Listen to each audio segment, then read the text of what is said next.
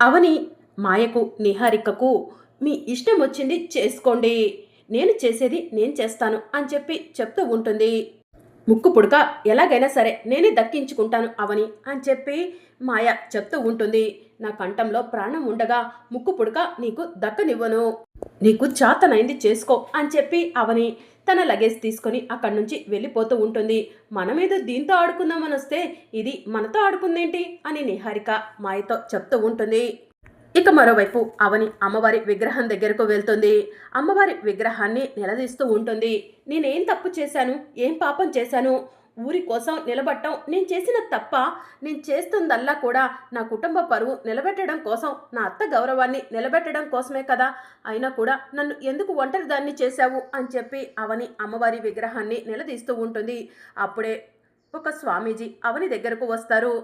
స్వామీజీ, నేను అమ్మవారిని నమ్ముకున్నాను, అమ్మవారు నన్ను ఇలా ఒంటరిని చేస్తుందని అసలు అనుకోలేదు అని చెప్పి అవని చెప్తూ ఉంటుంది.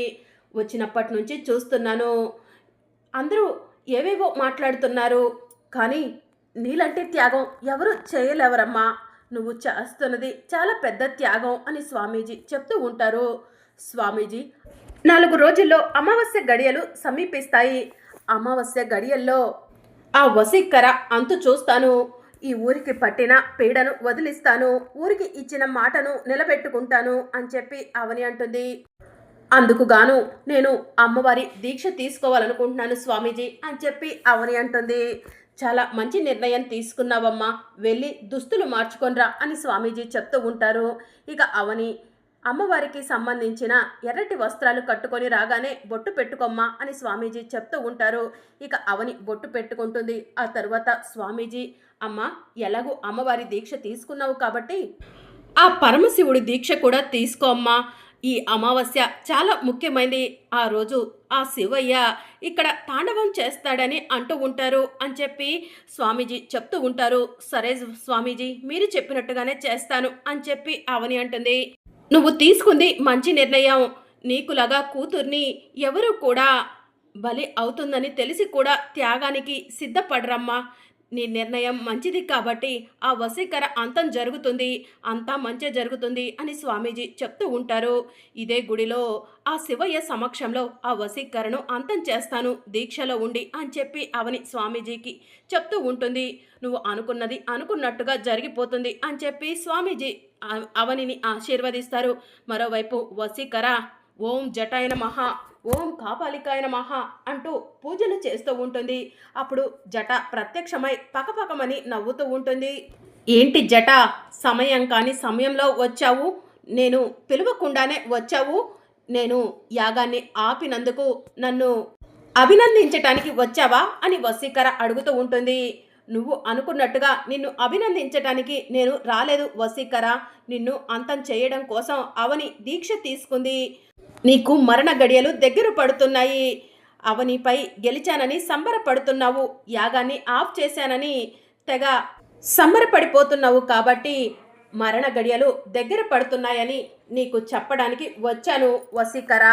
స్వర్ణ ఖడ్గంలో నీ ప్రాణం ఉందనుకుంటున్నావు కదా, అవని చాలా తేలికగా స్వర్ణ ఖడ్గంలో ఉన్న నీ ప్రాణాన్ని తెలుసుకుంటుంది, నిన్ను అంతం చేస్తుంది, అవని అంతటి సాధ్యురాలు అని చెప్పి జట మాయమైపోతుంది.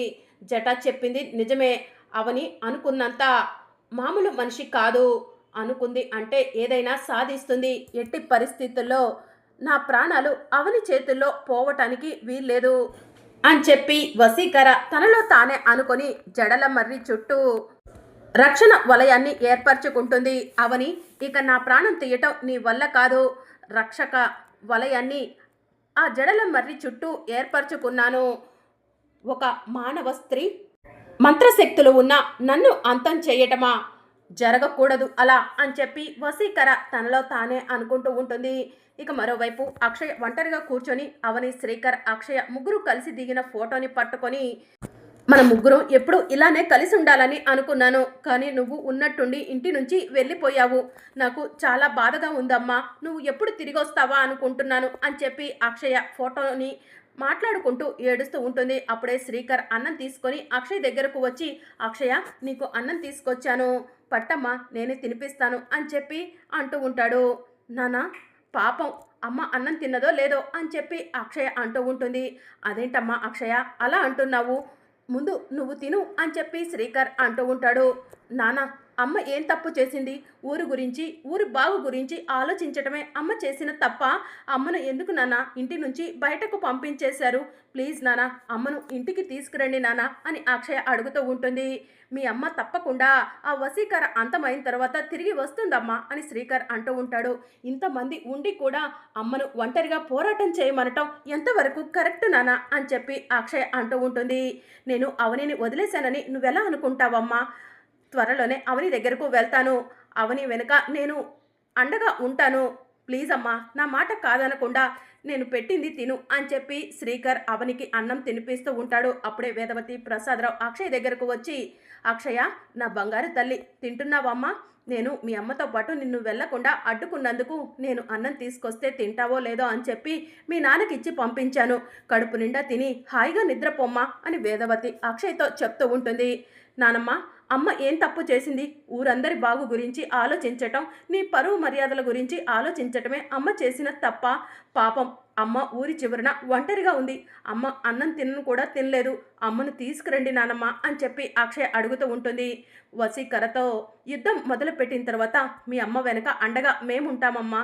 నువ్వు బాధపడకు. మీ అమ్మ ఇప్పుడు తిరిగి ఇక్కడికి వచ్చినా కూడా నిన్ను కోటలోకి పంపిస్తా అంటుంది.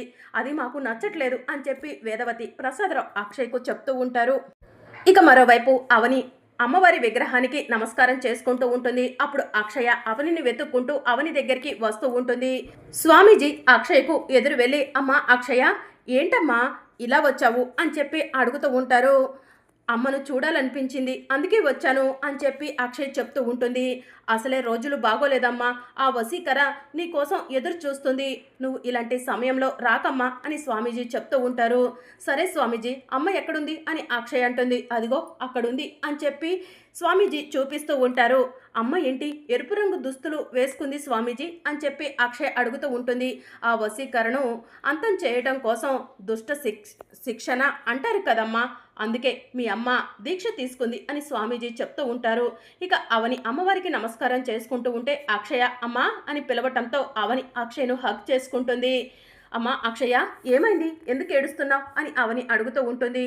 అమ్మా, ఇంట్లో అందరూ ఉన్నా కూడా నువ్వు లేరన్న బాధ మాత్రం నాకు బాగా కనిపిస్తుందమ్మా. నాకు ఆ ఇంట్లో ఉండబుద్ధి కావట్లేదమ్మా. నేను ఇక్కడే ఉంటాను అని అక్షయ్ చెప్తూ ఉంటుంది. వద్దమ్మా అక్షయ, నువ్వు ఇక్కడ ఉండటం కరెక్ట్ కాదు. నువ్వు ఆ ఇంట్లోనే ఉండు. ఆ వశీకర అంతం తరువాత నన్ను ఈరోజు ఎవరైతే వద్దని ఇంట్లో నుంచి బయటకు పంపించారో వాళ్లే నాకు హారతిచ్చి మరీ ఇంట్లోకి ఆహ్వానిస్తారు.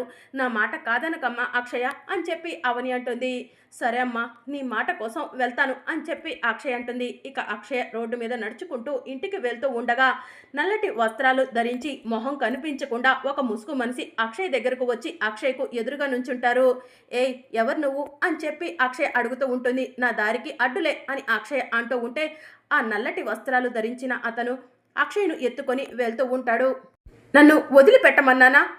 నన్ను వదిలిపెట్టు అని అక్షయ గట్టిగా అరుస్తూ ఉంటుంది. అవని అమ్మవారికి నమస్కారం చేసుకుంటూ ఉంటే అమ్మవారి ముందు ఉన్న దీపం ఆరిపోతుంది. ఇక అవని ఒక్కసారిగా షాక్ అయ్యి, అమ్మా, ఇది నా కూతురు ఆయువు, నా కుటుంబం సంతోషంగా ఉండాలని పెట్టిన దీపం. ఈ దీపం కొండెక్కిందమ్మా. అంటే ఏంటమ్మా? నా కూతుర్ని నువ్వే కాపాడు తల్లి. నా కూతురు లేకపోతే నేను బ్రతకలేవను. ఆ వశీకరణను అంతం చేయడం కోసమే కుటుంబంతో పోరాడుతూ ఒంటరిగా నీ దీక్ష తీసుకున్నాను. నా కూతురు అక్షయ్కు ఏం కాకుండా నువ్వే చూసుకో తల్లి అని చెప్పి అవని అమ్మవారికి నమస్కారం చేసుకుంటూ ఏడుస్తూ ఉంటుంది. మరోవైపు రవీంద్ర అటు ఇటు తిరుగుతూ పెళ్ళైపోయి నెల రోజులు అవ్వొస్తుంది. కానీ వేరుగా ఉండాల్సి వస్తుంది. మాయతో కాస్త టైం స్పెండ్ చేద్దాం అని రవీంద్ర తనలో తానే అనుకుంటాడు. వెంటనే మాయ రూమ్లోకి వెళ్తాడు. రూమ్లో మాయ కనిపించకపోవడంతో మాయ ఎక్కడికి వెళ్ళుంటుంది అని రవీంద్ర అటు ఇటు చూస్తూ ఉంటాడు. అప్పుడే జగన్నాథం బయటికి వచ్చి, రవీంద్ర ఏమైంది అని అడుగుతూ ఉంటాడు. తాతయ్య, అది మాయ రూమ్లో లేదు, మీరు ఎక్కడైనా చూసారా అని రవీంద్ర అంటూ ఉంటాడు. కిచెన్లోనో బెడ్రూమ్లోనో ఉండుంటుంది, చూడు రవీంద్ర అని జగన్నాథం అంటూ ఉంటాడు. ఇల్లంతా చూశాను, ఒకసారి బయటికి వెళ్ళి చూసొస్తాను, బయటికి ఏమైనా వెళ్ళిందేమో అని రవీంద్ర చెప్తూ ఉంటాడు. రవీంద్ర బయటికి వెళ్ళబోతూ ఉండగా మాయ ఎదురుగా నడుచుకుంటూ వస్తూ ఉంటుంది. మాయను చూసి రవీంద్ర, ఎక్కడికి వెళ్ళావు? ఇంత రాత్రి సమయంలో ఒంటరిగా ఎవరికీ చెప్పకుండా వెళ్లాల్సిన అవసరం నీకేముంది? ఈ ఊరిలో నీకెవరు తెలుసు మాయా అని అడుగుతూ ఉంటాడు. రవీంద్ర కోప్పడుతున్నాడని ఏమీ అనుకోకమ్మా, అసలే ఊరి పరిస్థితులు బాగోలేదు కదా, నీకేదైనా అయితే మేము బాధపడాల్సి ఉంటుంది. నువ్వు మా జీవితాల్లోకి రావటం మాకు చాలా సంతోషంగా ఉంది అని జగన్నాథం చెప్తూ ఉంటాడు. సిటీకి వెళ్తే ఇలాంటి వాతావరణం కనిపించదు కదా, అందుకనే కాసేపు బయట వాతావరణాన్ని ఆస్వాదిద్దామని వెళ్ళాను. నేను తప్పు చేసుంటే క్షమించండి అని మాయ చెప్తూ ఉంటుంది. రేపు రాబోయే అప్కమింగ్ ఎపిసోడ్లో వేదవతి శ్రీకర్ దగ్గరకు వచ్చి, శ్రీకర్, అక్షయ్ ఎక్కడా అని అడుగుతూ ఉంటుంది. ఏమోనమ్మా, అక్షయ్ రాత్రి నాతో పాటే పడుకుంది. ఇల్లంతా కూడా వెతికాను, నాకు అక్షయ్ కనిపించలేదు. కనీసం తులసి కోట దగ్గరైనా ఉండాలి కదా, తులసి కోట దగ్గర కూడా లేదు అని చెప్పి శ్రీకర్ అంటూ ఉంటాడు. అవని ఊరి చివరన ఉంది కదా, ఊరిని వదిలి అయితే వెళ్ళలేదు కదా, అక్షయ్ ఖచ్చితంగా అవని దగ్గరకు వెళ్ళుంటుంది అని నిహారిక చెప్తూ ఉంటుంది. అమ్మా, నేను ముందు అవని దగ్గరకు వెళ్ళి అక్షయ్ ఉందో లేదో ఆలోచించుకొని తెలుసుకొని వస్తాను, ఆ తరువాత ఏదో ఒక నిర్ణయం తీసుకుందాం అని శ్రీకర్ చెప్తూ ఉంటాడు. సరే శ్రీకర్ అని చెప్పి వేదవతి అంటుంది. అవని ఒంటరిగా ఊరి చివరన అమ్మవారి గుడి దగ్గర కూర్చొని ఉంటే శ్రీకర్ అవని దగ్గరకు వెళ్తాడు. నా కూతురు ఎలా ఉంది అని చెప్పి అవని శ్రీకర్ని అడుగుతూ ఉంటుంది. అక్షయ ఇంట్లో లేదు, నీ దగ్గర లేదా అని శ్రీకర్ అంటూ ఉంటాడు. ఇక అవని షాకింగ్గా చూస్తూ ఉంటుంది. మరోవైపు నిహారిక, కృష్ణబాబు మాయ ఇంటికి వెళ్తారు. మాయ, ఆ అక్షయ కనిపించట్లేదంట, అక్షయ్ కనిపించకపోవడానికి నువ్వే కారణం కదా అని చెప్పి నిహారిక అడుగుతూ ఉంటుంది. అప్పుడు మాయా, నేనే కారణం అని చెప్పి చెప్తూ ఉంటుంది. దాంతో నిహారిక, కృష్ణబాబు షాకింగ్గా చూస్తూ ఉంటారు. మరి అప్కమింగ్ ఎపిసోడ్లో ఏం జరగనుందో తెలుసుకోవాలనుకుంటున్నారా? అయితే ఛానల్ను సబ్స్క్రైబ్ చేసుకోండి.